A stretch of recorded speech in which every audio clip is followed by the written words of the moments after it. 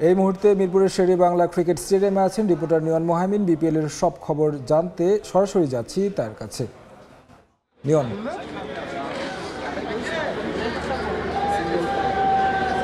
একদিনের বিরতি শেষে আবারও বিপিএল ফিরছে মাঠে। পারিশ্রমিক ইস্যু, মাঠের বাইরের নানা যন্ত্রণা, সব ঝামেলা শেষ করে আবারও মাঠের খেলায় মনোযোগী হতে যাচ্ছেন দর্শকরা এবং ক্রিকেটাররাও। আজ প্রথম ম্যাচটা বেশ গুরুত্বপূর্ণ, রংপুর রাইডার্সের বিপক্ষে চিটাগং কিংস। টেবিলের হিসেব যদি করেন তাহলে রংপুর ইতিমধ্যে প্লে অফ নিশ্চিত করে ফেলেছে। টানা 8টি ম্যাচ তারা জিতে অনেক আগেই আসলে প্লে অফটা নিশ্চিত হয়ে যায়। পরে পরপর দুটো ম্যাচ তারা দুর্বার রাজশাহীর বিপক্ষে হেরে যাওয়ায় এখন কিছুটা ব্যাকফুটে, কিন্তু প্রতিপক্ষ চিটাগং কিংসের জন্য ম্যাচটা তার চেয়েও বেশি গুরুত্বপূর্ণ, কারণ প্লে অফের লড়াইয়ে যদি থাকতে হয় আজকের এই ম্যাচটা তাদেরকে জিততেই হবে।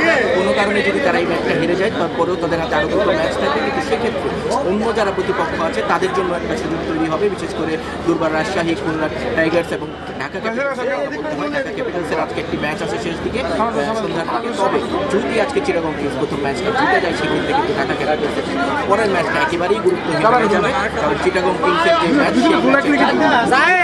তাহলে তাদের পয়েন্ট হয়ে যাবে 10।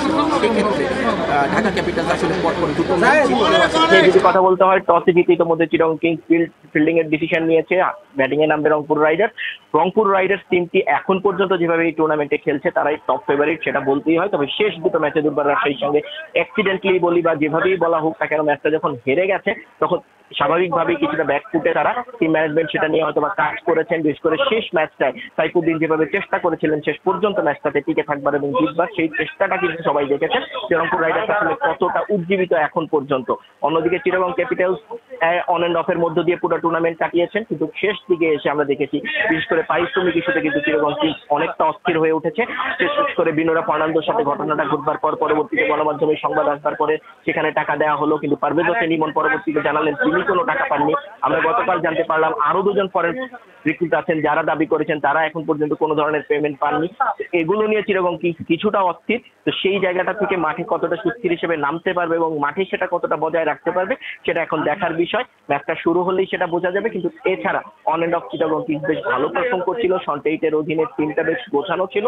তবে বারবারই যেটা বলতে হচ্ছে, মাঠের বাইরের বিভিন্ন ঘটনার কারণে কিন্তু টিমগুলো একটু অস্থিরতার মধ্য দিয়ে যাচ্ছিল এবং সেই জায়গাটা থেকে আমরা গতকালও দেখেছি বিসিবির পক্ষ থেকেও কিন্তু চিটাগং কিংসের যিনি কর্তৃপক্ষ আছেন, মূল মালিক যিনি আছেন সামির কাদের চৌধুরী, তাকে অনেকটা হুঁশিয়ারি দেওয়া হয়েছে, কারণ তার একটি মন্তব্য পারভেজ হোসেন ইমনকে নিয়ে বেশ আলোচিত হয়েছে, সমালোচিত হয়েছে। সেই কিন্তু এটা নিয়ে কথা বলেছেন গতকাল বিপিএল এর সদস্য সচিব নাজমুল আবেদিন ফাহিম। তিনি বলেছেন যে এই ধরনের কোনো আচরণ তারা মালিকদের কাছ থেকে কাম্য করেন না। পরবর্তীতে হয়তোবা তাদেরকে সেটা নিয়ে কোনো কিছু বলা হবে, যদিও তিনি কালকে যে বৈঠকটা ছিল ক্যাপ্টেনদের সেটা কর্তৃপক্ষের সেখানে আসেননি। তবে আজ ম্যাচ শুরু হলে বোঝা যাবে যে মাঠের বাইরের সেই ঘটনাগুলো কতটা মাঠের ভেতরের খেলায় এফেক্ট করলো। যদিও আমরা দেখেছি রাজশাহীতে সে ধরনের কোনো এফেক্ট হয়নি, কারণ চিটাগং কিংসের ভাগ্যে আসলে কি আছে সেটা ম্যাচ শুরু হলেই জানা যাবে। তো এই ছিল মিরপুর থেকে আমার কাছে সবশেষ। দর্শক, এতক্ষণ আমরা ছিলাম মিরপুর শেরেবাংলা জাতীয় ক্রিকেট স্টেডিয়ামে। সহকর্মী নিয়ন মোহামিন জানাচ্ছিলেন সেখানকার বিপিএল এর সবশেষ খবরাখবর।